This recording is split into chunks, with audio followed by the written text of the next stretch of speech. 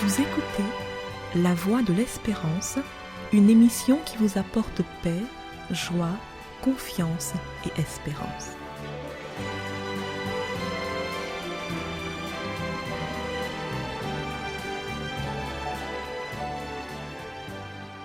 Bonjour la Guyane et bonjour à tous depuis la Guyane.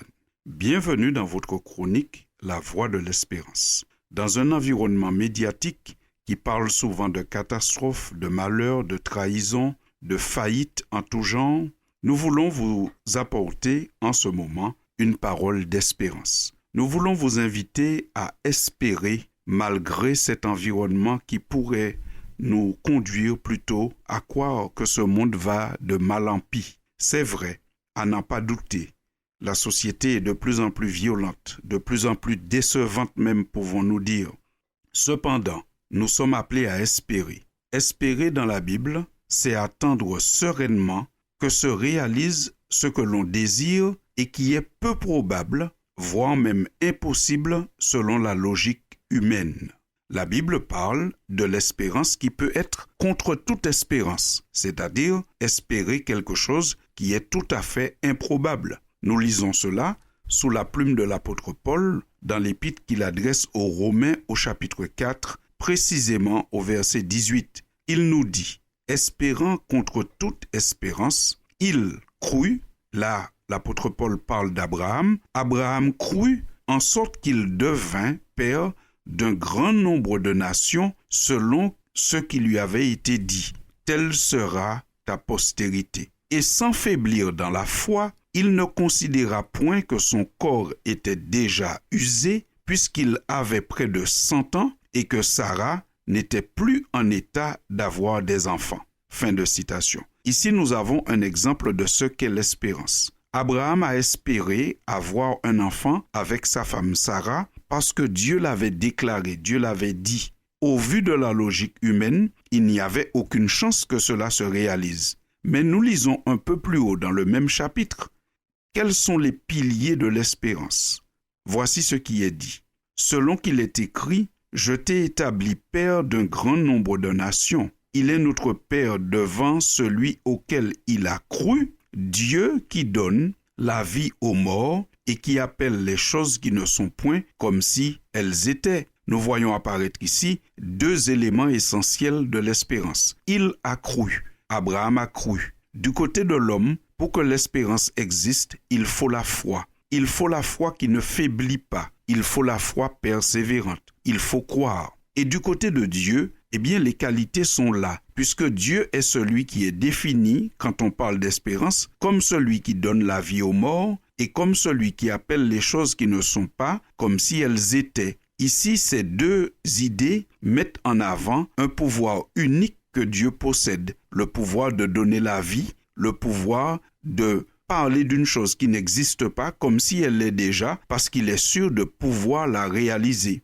Dieu fait du bien, Dieu nous permet d'espérer, non pas parce que nous sommes forcément bons ou dignes de recevoir quelque chose, mais parce que lui, il est fidèle et il est tout-puissant et que rien ne peut l'empêcher de réaliser ce qu'il a déclaré. Même si nous avons pu commettre quelques erreurs ou fautes dans notre vie, nous pouvons quand même espérer. C'est ce que nous dit le livre des Psaumes au chapitre 130, quand nous lisons « Mets ton espoir en l'Éternel, car la miséricorde est auprès de l'Éternel et la rédemption est auprès de lui en abondance. » Fin de citation. Dieu est donc celui qui nous appelle à mettre notre espoir, notre confiance, notre espérance en lui, non pas parce que nous sommes dignes, mais parce qu'il est miséricordieux.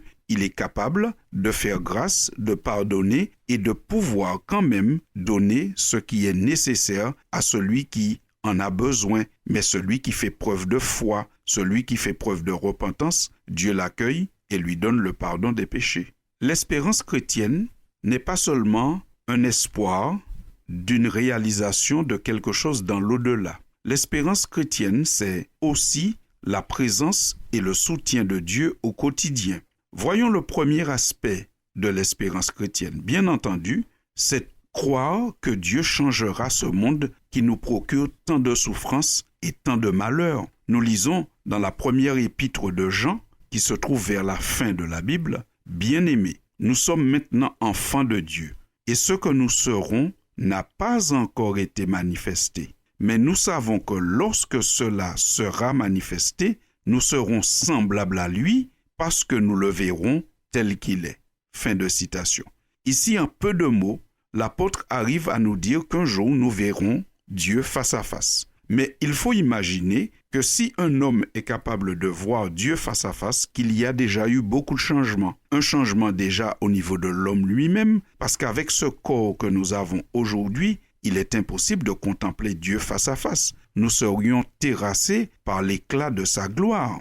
Maintenant, cela implique aussi que l'environnement même est changé. Voir Dieu face à face, c'est une phrase qui promet aux hommes un environnement différent, un corps différent et un Dieu qui se rend disponible. En un mot, on pourrait appeler ça le paradis. L'espérance chrétienne, c'est l'espérance un jour de vivre dans un environnement tellement pur, tellement agréable, avec un corps tellement différent de celui que nous avons aujourd'hui, qu'il sera possible de voir Dieu face à face. L'autre aspect de l'espérance, comme je vous le disais un peu plus tôt, l'espérance, c'est l'assurance d'un soutien au quotidien de Dieu, un soutien permanent, un soutien qui vient même lorsque nous aurions pu être abandonnés par les autres. L'apôtre Paul, qui a tellement parlé de l'espérance dans ses écrits, a vérifié le fait par ses expériences. En effet, l'apôtre raconte à Timothée, son jeune collaborateur, qu'il a eu de nombreuses difficultés, même en tant que ministre de l'Évangile,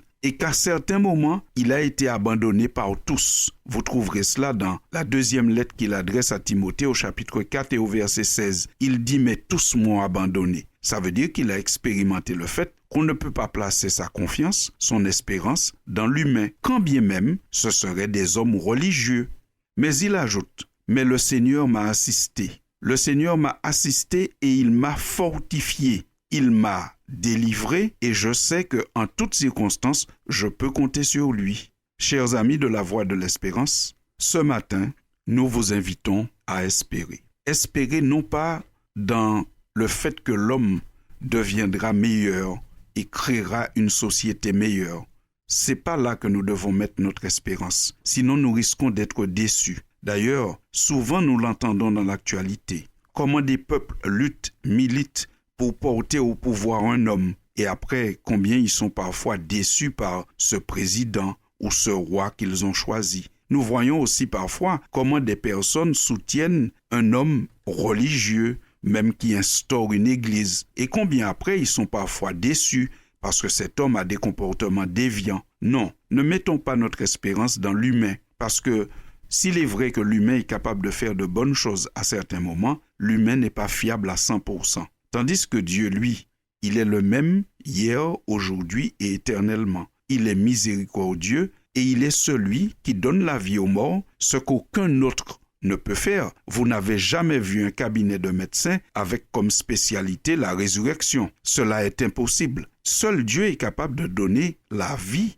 à ceux qui sont morts, ou encore d'appeler les choses qui ne sont pas comme si elles étaient, tellement il est sûr de pouvoir mettre en place ce qu'il a promis. Oui, espérons en Dieu, en ses promesses, et nous les verrons tous s'accomplir. À commencer par la promesse d'être avec nous tous les jours. Jésus n'a-t-il pas dit en partant à ses disciples, « Je m'en vais, mais je serai avec vous tous les jours jusqu'à la fin du monde. » Chers auditeurs, merci de nous avoir accordé votre attention. Nous vous disons à très bientôt et vous souhaitons de vivre dans l'espérance. Oui, je veux croire qu'il y a amour à ce tunnel. Tu peux croire que même dans l'épreuve, le meilleur est encore devant toi. C'était La Voix de l'Espérance, une émission préparée par l'Église adventiste du 7e jour. Si vous désirez avoir une copie de la causerie d'aujourd'hui, demandez-la. Elle vous sera donnée gracieusement. Écrivez à La Voix de l'Espérance, boîte postale 169 97 324, Cayenne, CEDEX, ou téléphonez au 0594 25 64 26. Merci chers auditeurs et à bientôt.